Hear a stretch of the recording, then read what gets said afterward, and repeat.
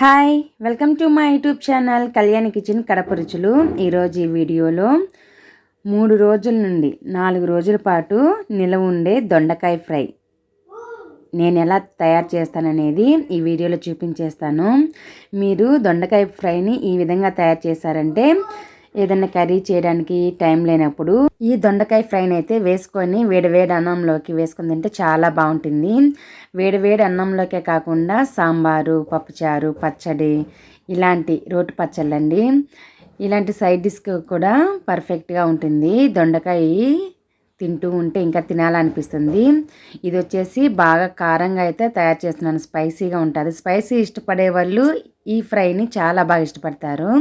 మరి తయారు చేసుకునే విధానము, దొండకాయల్ని 1/2 కిలో అయితే తీసుకొని శుభ్రంగా వాష్ చేసుకొని ముందు వెనక ఉన్న ఈ భాగాల్ని కట్ చేసుకోవాలి. అలాగే దొండకాయలకి జిగురు అనేది ఉంటుంది, అవి బాగా నీళ్ళల్లో నానబెట్టి నైఫ్తో అలా తీసామంటే వచ్చేస్తుందండి చాలా ఈజీగా. అప్పుడు దొండకాయలు అనేది క్లీన్ అయిపోతాయి. ఎన్ని ఉంటే అన్నీ ఇదే విధంగా అయితే ఫ్రంట్ బ్యాక్ పార్ట్స్ అయితే కట్ చేసేయండి. తర్వాత ఈ విధంగా ఒక దొండకాయల్ని 4 భాగాలుగా అయితే కట్ చేస్తున్నాను. మనము గుత్తి వంకాయ తయారు చేసుకుంటాం కదా, సేమ్ అలానే 4 భాగాలుగా అయితే కట్ చేసుకోవాలి. మీరు ఇలాగా వద్దనుకుంటే స్లైసెస్గా కూడా కట్ చేసుకొని చేసుకోవచ్చు, అలా కూడా బాగుంటుంది. ఈ విధంగా మనము గ్రైండ్ చేసుకునే కారము ఫిల్ చేసేదానికి వీలుగా ఉండేలాగా కట్ చేసుకోండి. దొండకాయలన్నీ కూడా పక్కన పెట్టేయండి. ఒక మిక్సర్ జార్లో కారపొడి 1.5 టేబుల్ స్పూను, అలాగే వెల్లుల్లి రెబ్బలు, టేస్ట్కి సరిపడా సాల్ట్, అంటే నేను కారానికి సరిపడా వేసాను సాల్ట్, మళ్ళీ దొండకాయ ఫ్రై అయ్యేటప్పుడు వేస్తాను. అలాగే అందులో కొద్దిగా పసుపు వేసేసి గ్రైండ్ చేసుకోవాలి, నీళ్ళు వేయకూడదు. వెల్లుల్లి రెబ్బలు వేసామంటే అందులో వచ్చే తేమే మనకి సరిపోతుంది. ఇలా స్పూన్తో ఒకసారి బాగా మిక్స్ చేసుకొని మూత పెట్టేసి పక్కన ఉంచేయండి. ఒక పాత్ర తీసుకొని 4 భాగాలుగా కట్ చేసుకున్న దొండకాయలన్నీ ఆ పాత్రలో వేసేయాలి. దొండకాయలు మునిగేంత నీళ్ళు వేసుకొని దొండకాయలకి సరిపడా సాల్ట్ వేయాలి. ఆల్రెడీ మనం కారంలో వేసాము, అలాగే దొండకాయల్లోనే వేసాము. దొండకాయల్లో వేయడం వల్ల ఉడికేటప్పుడు సాల్టీగా బాగుంటాయండి, చప్పగా లేకుండా. నేను ఫ్లేమ్ అనేది లో ఫ్లేమ్లో ఉడికించుకున్నాను దొండకాయలు ఇలా స్టవ్ పైన పెట్టేసి వేరే పని చేసుకునే లోపు అయితే మనకి దొండకాయలు అనేది ఉడికిపోతాయి. లో ఫ్లేమ్లో పెట్టేసి ఈ విధంగా బాగా ఉడికిపోయాయి కదా, అలా ఉడికినప్పుడు మనం కట్ చేసిన భాగాలు అలా ఓపెన్ అవుతాయి దొండకాయలన్నీ. ఇలా స్టవ్ అయితే ఆఫ్ చేసుకొని అన్నీ ఒక ప్లేట్లోకి అయితే తీసేసుకోవాలి. ఎక్కువ ఉడికించుకోవద్దండి, 80% ఉడికించుకుంటే సరిపోతుంది. ఆ 20% వచ్చేసి ఆయిల్లో ఫ్రై చేసుకోవాల్సి వస్తుంది. 80% అయితే నేను ఉడికించాను. ఈ విధంగా ఎన్ని ఉంటే అన్నీ తీసేసి ప్లేట్లో వేసేసి చల్లార్చుకోవాలి. చల్లారిన తర్వాత మనం ఇప్పుడు గ్రైండ్ చేసి పెట్టుకున్న కారం కూడా పక్కన పెట్టేసుకొని దొండకాయల్లో కొద్ది కొద్దిగా కూర్చుకుంటూ రావాలి. ఎక్కువ పెట్టేసేద్దండి, ఎందుకంటే అది ఎర్రకారం కదా, ఎక్కువ కారం ఉంటుంది, తినలేరు. కొద్ది కొద్దిగానే అన్నిటికీ సరిపడా అయితే పెట్టేసుకోవాలి చూసుకుంటూ.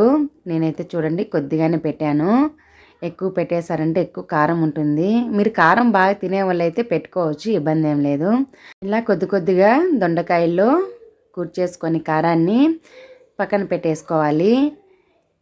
మీరు ఇలా దారమైన చుట్టుకోవచ్చు బయటకు రాకుండా, లేదంటే అలాగైనా కూడా వేసేసి వేయించుకోవచ్చు.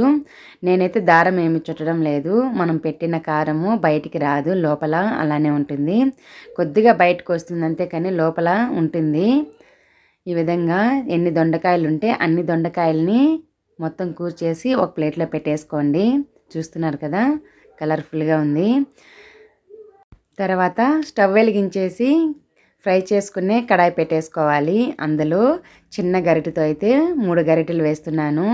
దొండకాయ ఫ్రై మరి నిలవ ఉండాలి కదా, ఆయిల్ ఆ మాత్రం పడుతుంది. 3 గరిటెలు అయితే వేసాను. ఆయిల్ హీట్ ఎక్కిన తర్వాత అందులో కొద్దిగా ఆవాలు, కొద్దిగా మినపప్పు, అలాగే కొద్దిగా జీలకర్ర అనేది వేసుకుంటే మంచి ఫ్లేవర్ అనేది వస్తుంది, డైజెషన్ కూడా బాగా అవుతుంది ఏ కర్రీలో వేసుకున్నా కూడా. తర్వాత కరివేపాకు కూడా వేసేసి వేగిన తర్వాత మనము కారాన్ని అన్నీ ఫిల్ చేసాం కదా, దొండకాయల్ని వేసేయాలి. లో ఫ్లేమ్లో పెట్టేసేయండి. మంటను అనేది మీడియం కానీ హై ఫ్లేమ్ కానీ అస్సలే పెట్టకూడదు. ఈ దొండకాయ ఫ్రై నిలవ ఉండాలంటే లో ఫ్లేమ్లోనే చేసుకోవాలి. అప్పుడు సన్న మంట మీద క్రిస్పీగా అయితే వేగుతాయి. చూస్తున్నారు కదా, నేను అప్పుడప్పుడు మిక్స్ చేసి చూపిస్తూనే ఉన్నాను. ఇవి పై లేయరు వచ్చేసి మనకి బాగా క్రిస్పీగా అయ్యాయి, వేగాయని అర్థమవుతుందండి ఆయిల్లో. నేనేం ఎక్కువ కూడా ఆయిల్ వేయలేదు, కరెక్ట్గా అయితే సరిపోయింది. చల్లారితే ఈ దొండకాయలు అనేది పట్టేస్తుంది. చూస్తున్నారు కదా, నేను అప్పుడప్పుడు మిక్స్ చేస్తూనే ఉన్నాను, ఒక 2-3 మినిట్స్ కలా, లేదంటే మాడిపోతుందండి. ఇది వచ్చేసి మనకి కలర్ అనేది రెడ్ కలర్లోనే ఉండాలి. అలాగే దొండకాయ అనేది ఫ్రై అవ్వాలి. మీరు ఎక్కువ కారపొడి బ్లాక్ కలర్ వచ్చేంత వరకు అయితే ఫ్రై చేసుకోవద్దండి. అలా బ్లాక్ కలర్ వచ్చేసిందంటే కారపొడి మాడిపోయి మనకి చేదు అనేది వచ్చేస్తుంది. మీరు కారపొడి అలాగే మాడిపోకుండా చూసుకోండి, అప్పుడప్పుడు మిక్స్ చేయాలి. అలా మిక్స్ చేయకంటే అక్కడక్కడ అనేది మాడిపోతుంది. మాడిపోయినప్పుడు చేదు అనేది వచ్చేస్తుంది, ఇంట్రెస్ట్ చూపారు. మీరు సాల్ట్ అనేది కరెక్ట్గా వేసుకోండి, కారానికి సరిపడా. మరీ సాల్ట్ తక్కువ ఉంటే తినడానికి అంతగా బాగోదు, రైస్లో కలుపుకున్నప్పుడు తక్కువ అనిపిస్తుంది. మీరు ఈ దొండకాయ ఫ్రైకి అయితే కరెక్ట్గా వేసుకోండి ఉప్పు.